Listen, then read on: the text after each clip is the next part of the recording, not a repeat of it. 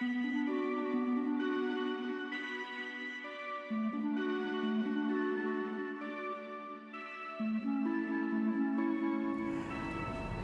name is Janet, and I am 90.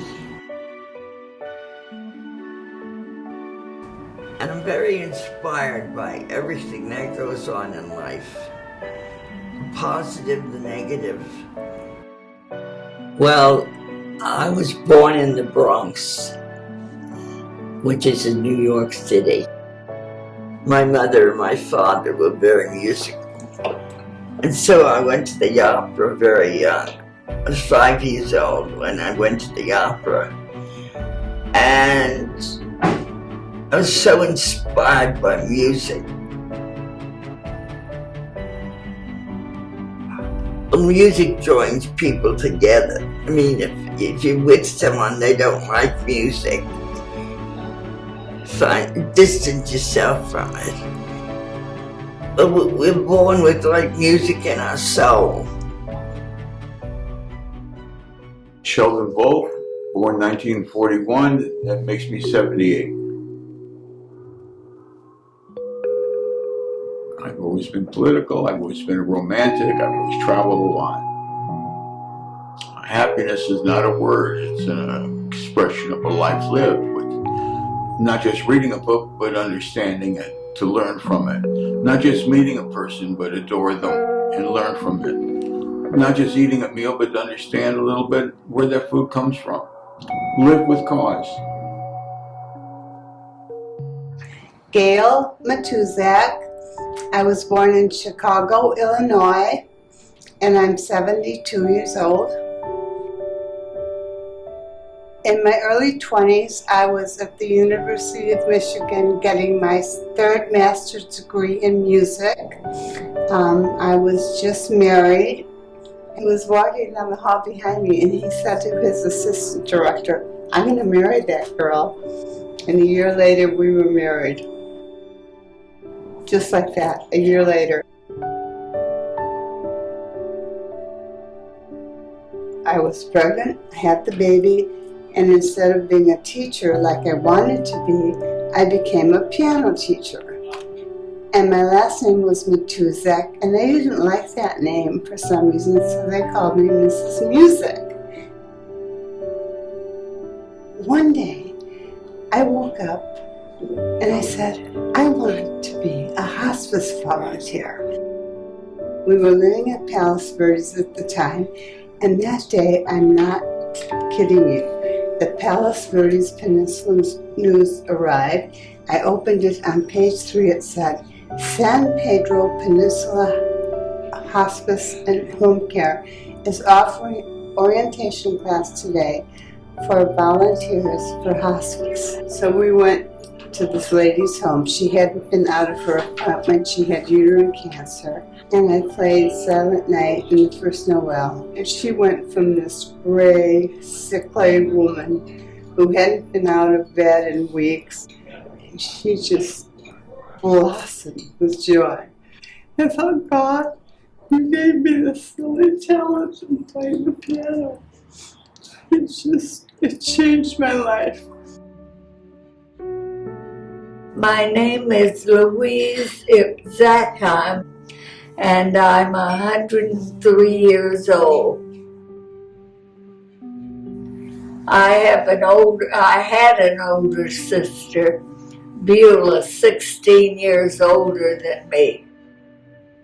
Then she came to California. My older sister bought a duplex in Beverly Hills.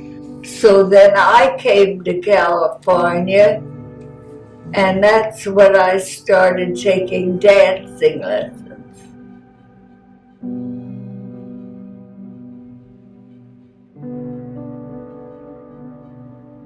And then I performed at the Wilshire Ebell Theater, where Judy Garland's name was one of the three, the youngest of 3 Gum sisters.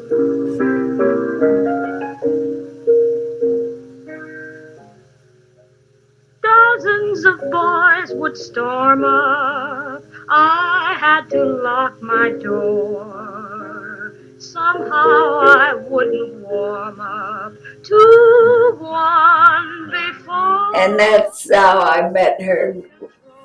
She sang and I danced. My intuition told me you'd come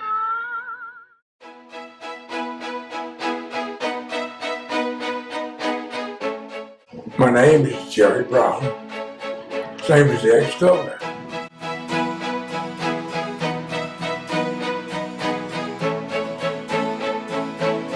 In 1954, I was 23 years old, and I went to work for Rocketdyne. We worked there for 3 years, secretly, building parts for rockets, whatever. We started working on the Apollo program, the man on the moon. I was in that all the way through.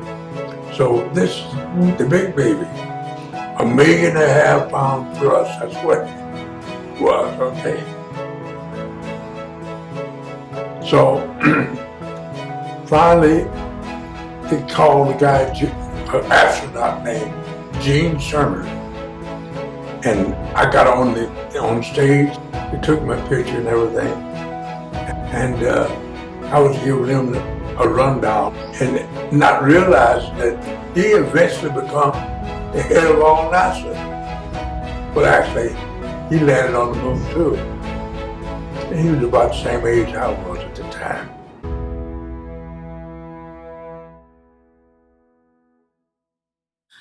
Well, I've known a lot of love. I'm very fortunate. I have a family that is very loving.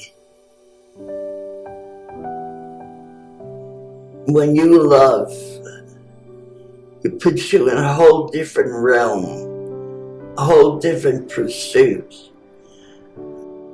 Oh, I had a wonderful husband. His name was Ben. We called him Benny. He was an accountant. And I met him at a fraternity party. And that's when it started. Then he went in the Army. He was in World War II. Yes, my dear husband. It was wonderful to me. And he wasn't much of a dancer, but he loved to watch me dance. I think you only have maybe one or two great loves, and the second love never gets the vitality of the first one. The first one, you just let it go. You've never been there before. You jump off the board, you hope you land in the water. The next time, you make sure you're real near the edge before you jump. Well, I married an ex-Marine who lost his leg in the war.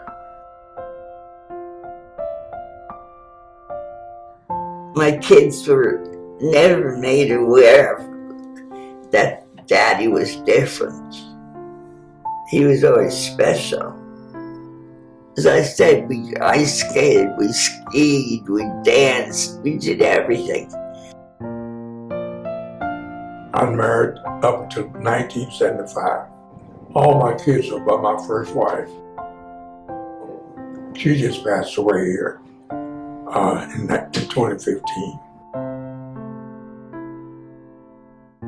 That really tore me apart. Yeah, I still carried on my life. I never thought I was different because I married a guy with one leg. It's like a piece of cake, with a lot of icing.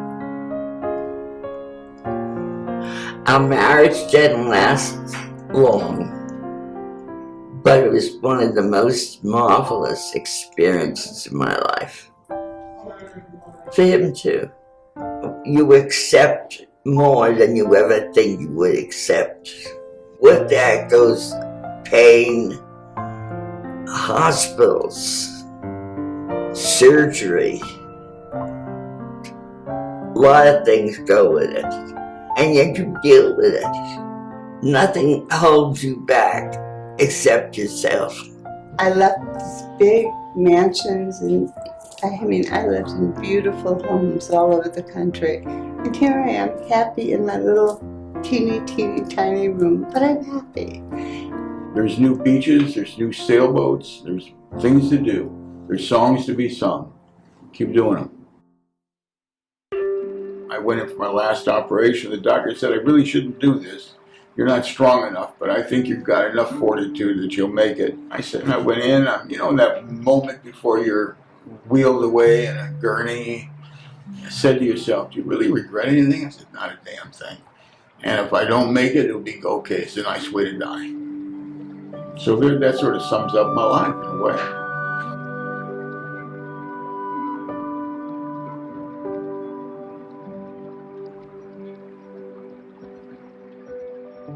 Yes, I do have some regrets because I think I should have gone farther than what I did at Rocketeye. But